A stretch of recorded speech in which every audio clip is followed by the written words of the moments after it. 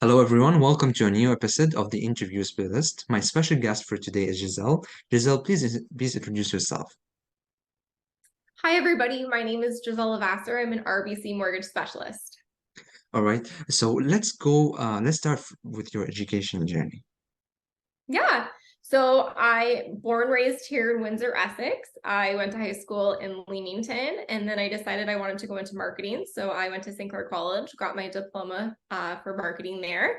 And then from there, I decided I went into an apprenticeship program. So kind of like an internship with non-for-profit with Kim Spiro.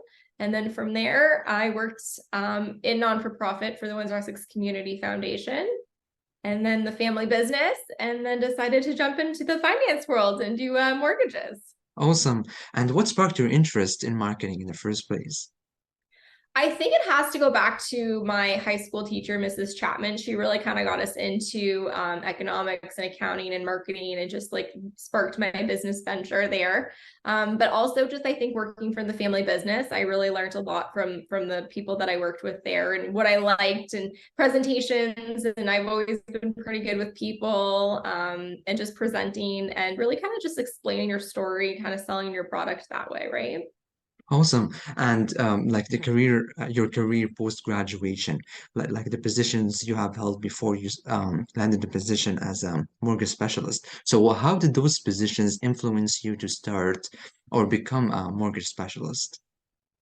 I think you just kind of grow at different stages in your life, right? So, you're at a different age, you're introducing yourself to different people. But I think they all kind of have built me to who I am today. So definitely starting a non-for-profit, right? Asking people for money, asking people for donations, right? Building that community development and community, I guess, awareness, right? There's so many wonderful charities in the city, right? And you meet so many people that way, right? And then from there, you end up really you kind of build a network, right? And those are the people that you still talk to today, right? So you kind of build a long-term relationship with a lot of those people.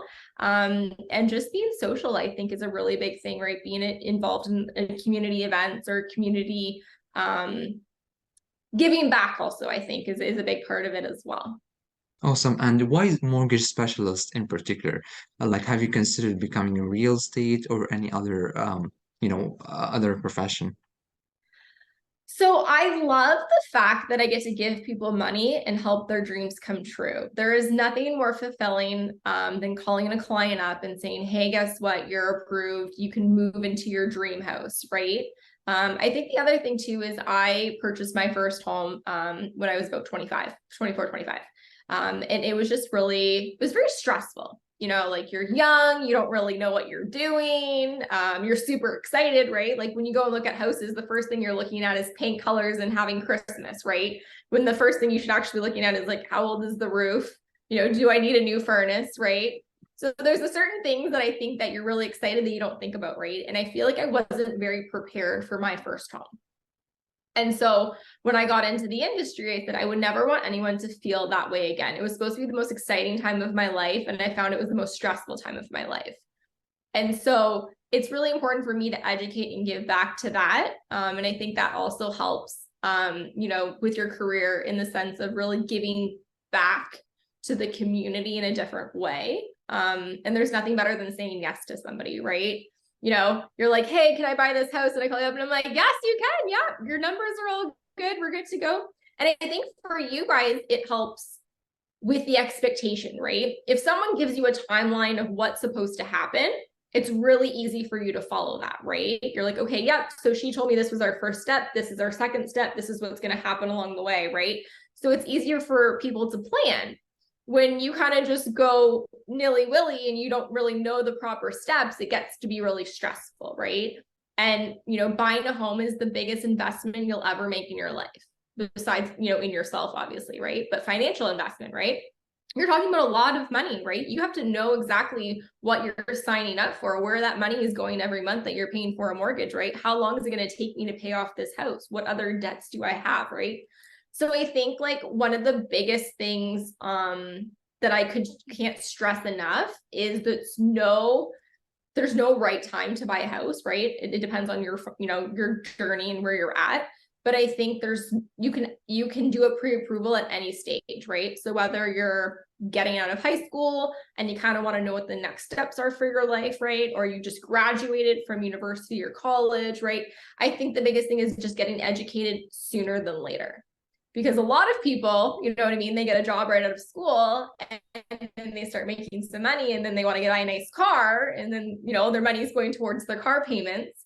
And then unfortunately they want to buy a house and then like, well, you pay $600 a month for your car. You know, you don't have enough money to buy a house, right? So a lot of clients say, I wish I would have known this sooner because I would have bought a house before I would have bought a car. Yeah, for sure. Fantastic. And what are some challenges which you have faced as a mortgage specialist?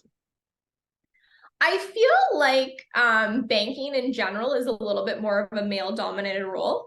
So I feel like, you know, adding a new perspective, a younger female, I think would be, I wouldn't necessarily a challenge, but I think some people underestimate because of your age, right? I haven't been in the industry for 20 years, right? So I don't have a lot of experience, you know, in the banking world for a long period of time, right? But I also feel like I'm very new in the sense where I bring fresh blood, right? I'm doing things a little differently than your typical banker, right? You know, I'm doing TikTok videos, I'm doing reels, I'm on social media, right? I'm putting myself out there where I think when you think of banker, you think of, you know, the guy with the tie that's sitting behind the desk, right? And that's not necessarily the case. So I think I'm adding a little bit of new fresh blood in something exciting. But I would say it's a challenging a little bit, right? Because you know we do have compliance and there's things that we can and can't do, right? Obviously, but I think it's kind of nice to break those barriers a little bit and you know break out of that mold. Awesome. Actually, that brings us to our next question. So you're also a content creator. You have social media, you have Instagram, you have TikTok. So what are some strategies which you use to create such influential material, which is engaging and which will help you like build your own client base? I think the biggest thing is consistency. And I think this is kind of where my marketing background really helps, right? Because marketing is so broad. You can really market anything. So I'm not physically marketing, you know, a specific product to give to somebody, right? But I'm marketing myself and I'm marketing the service that I can provide. And I think, you know, consistency is key. A lot of people, you know, see these people that have been in social media for a long period of time and saying, you know, I want those viewers, right? I want those likes and I want that following. But they're forgetting that that person's been doing it for 3, 4, 5, 6, 7 years, right? It's not overnight success.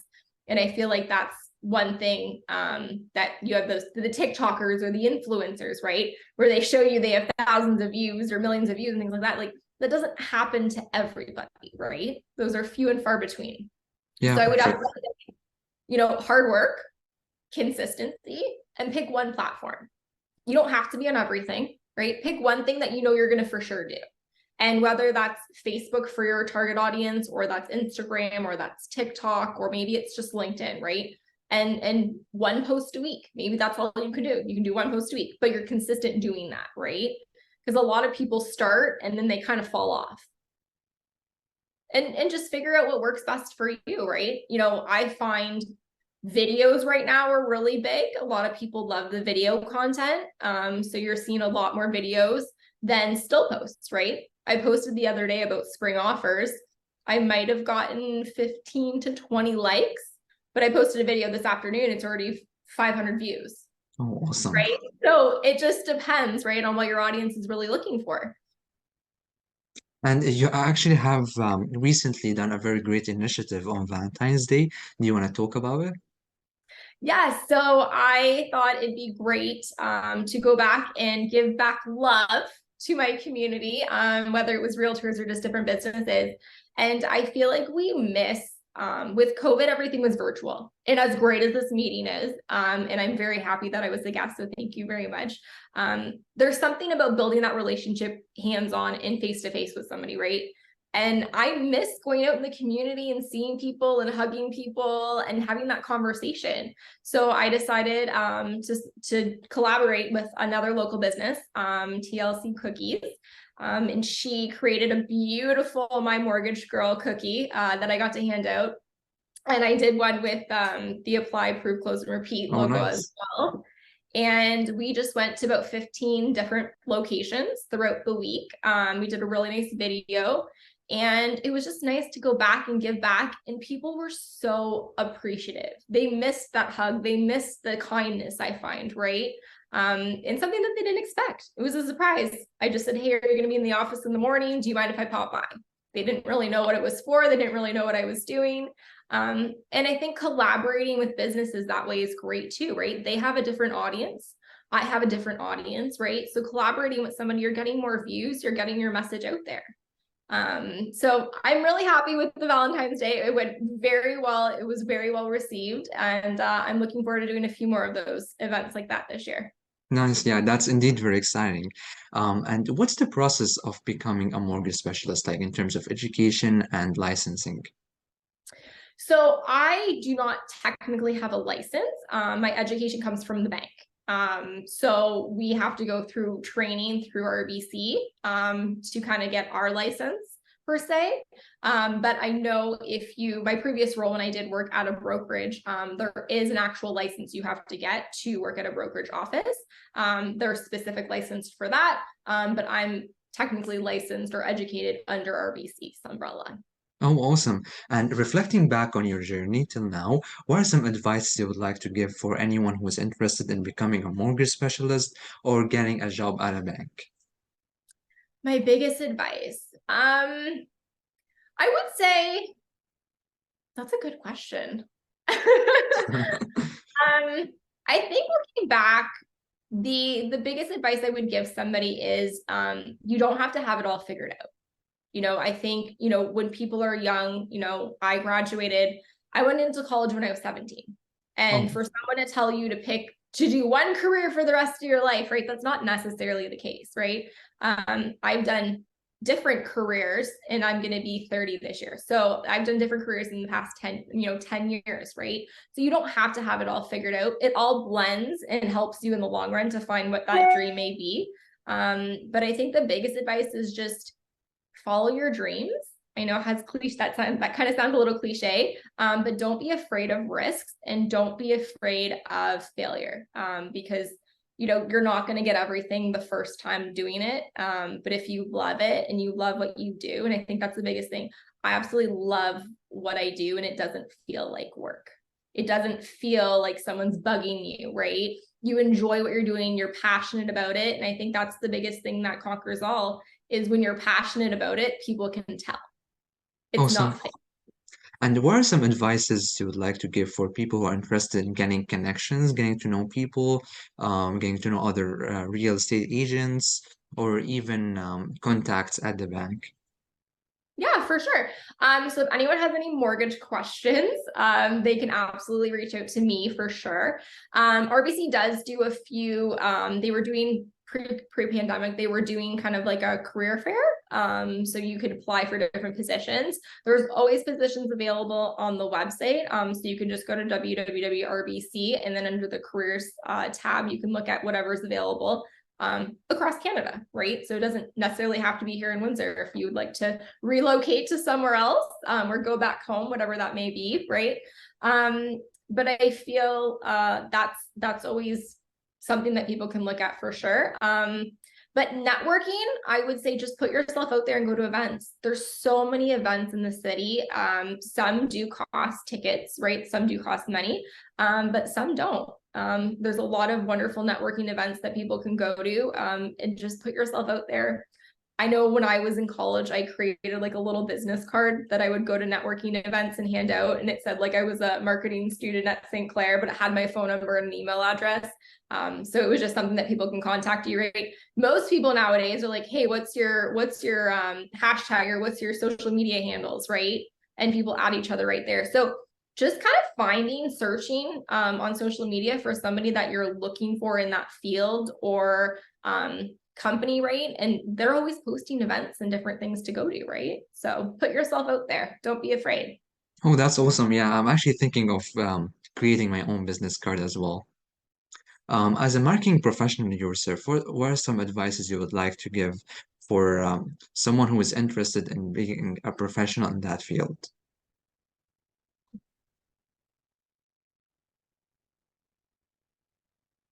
Hello? Yep, we're good. Yeah. Yeah. All I did was actually thinking and then it paused. Oh, awesome. So, as a marketing professional yourself, what are some advices you would like to give for someone who is interested in like a career in marketing or even to use marketing to leverage their business? Marketing is such like what I went to school for, as funny as this sounds, what I went to school for and what they taught me in marketing is not even close to some of the stuff we use today, right? Technology is ever changing.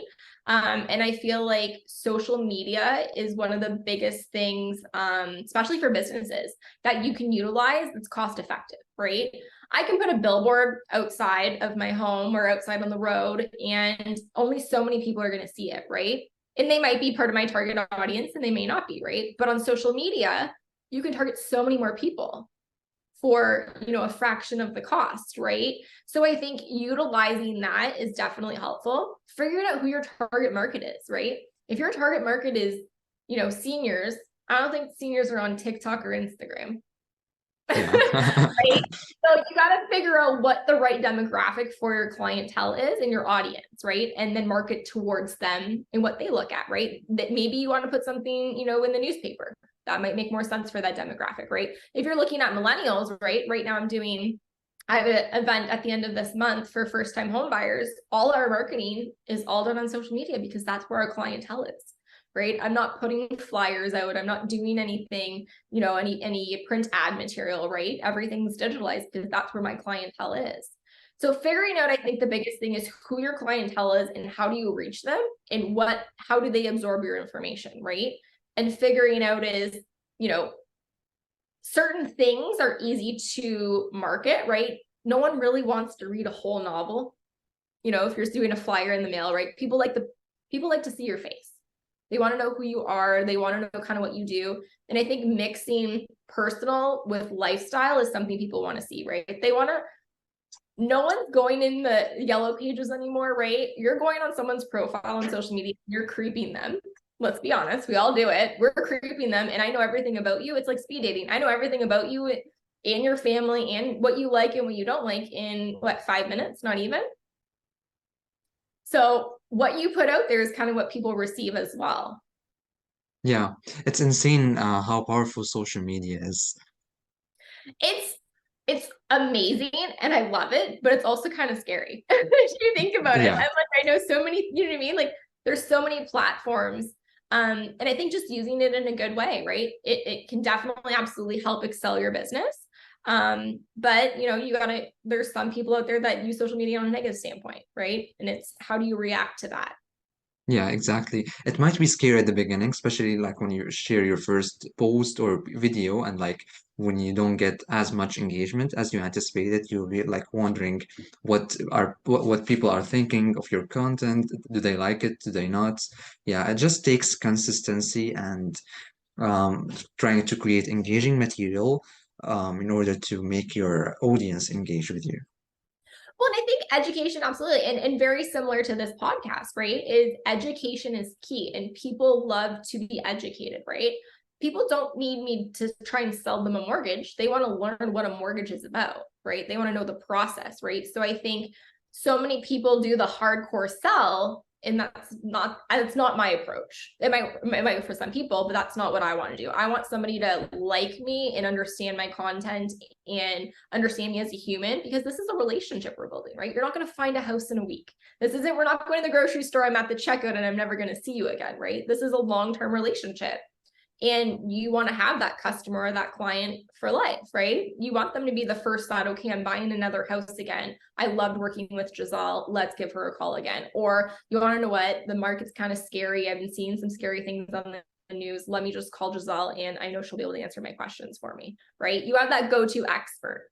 And I find that there's so many times where I'm that expert for their banking, right? So they're like, hey, Gisele, I need a bank account or I need a credit card or this or that, right? I don't want to go into the branch, but you did my mortgage. I know you work at RBC. I'll just call you instead, right? And putting those connections for other people, right? So you're kind of that figure for them in a sense. Awesome. Yeah, this will also allow them to recommend you for other services and even like their friends, their neighbors.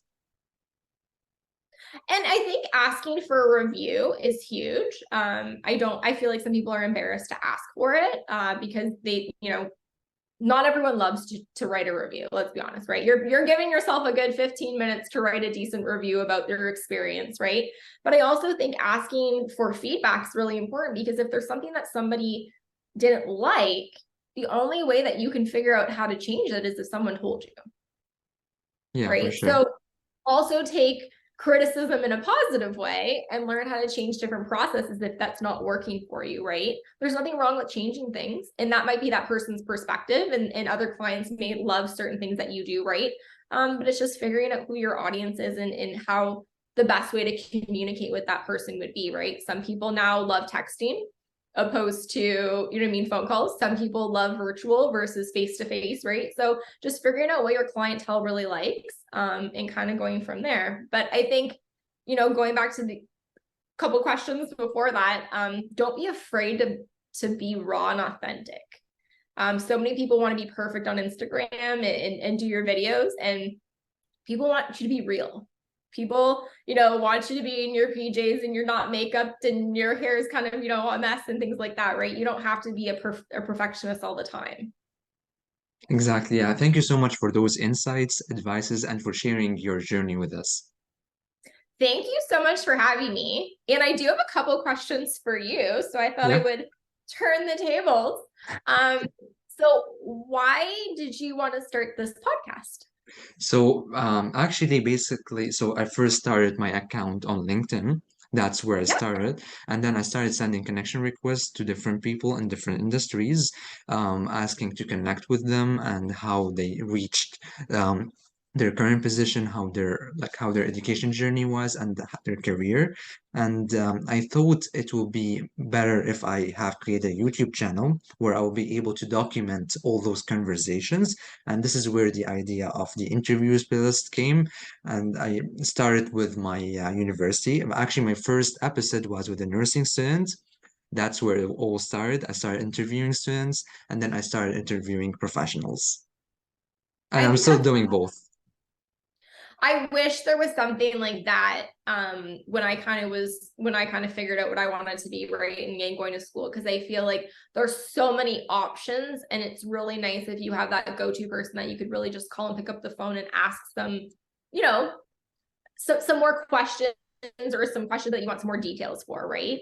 Opposed to Googling everything. Because I feel like the first thing we always do is we Google stuff, but that information may not pertain to you specifically, Exactly, right? yeah. So I think that's super cool that you decided to do this. And I think it's very beneficial for a lot of students. And I love the fact that it's on social media and YouTube. It's perfect. You're going to be able to reach so many people across the world, not even just here in Windsor, Essex, right? So Yep. I appreciate you reaching out and definitely having me on as a guest. And if there's anything that I can do to help you in your career, by all means, don't hesitate to reach out. Awesome. Thank you so much. It's been a pleasure having you on my YouTube channel. It was an honor to have me. Thank you so much. And if anybody has any questions, they're more than welcome to reach out. If not, follow me on social media. Awesome.